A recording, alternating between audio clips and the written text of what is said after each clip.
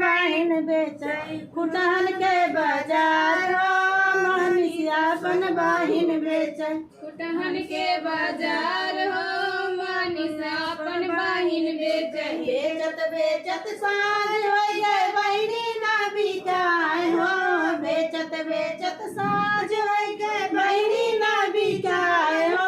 बनिया सारे से तैले जा बहिनी मोर कुंवर हो बनिया सारे से तैले जा बहिनी मोर कुंवार हो बनिया सारे से तैले जा बहिनी मोर कुंवर हो बनिया सारे से तैले जा बहिनी मोर कुंवार हो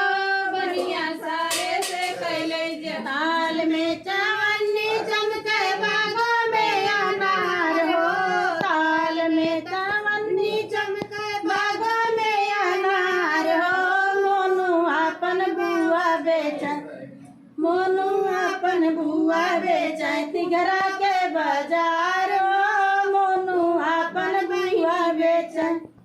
तिघरा के बाजार हो मोनू अपन बुआ बेचे बेचत बेचत साँझ होई गए बुआ ना बिकाए हो बेचत बेचत साँझ होई गए बुआ ना बिकाए हो बनिया सारे से तैले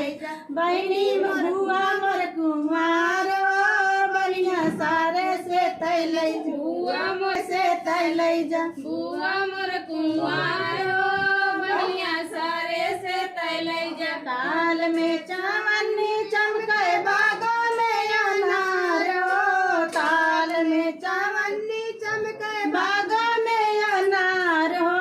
मनीषा अपन मामी बेचे तिघरा के बाजार हो मनीषा अपन मामी बेचे तिघरा के बाजार हो मनीषा अपन मामी बेचे तिघरा के बाजार हो मनीषा अपन बहिन बेचत बेचत बेचत साँझ हो गए मामी ना बिकाए हो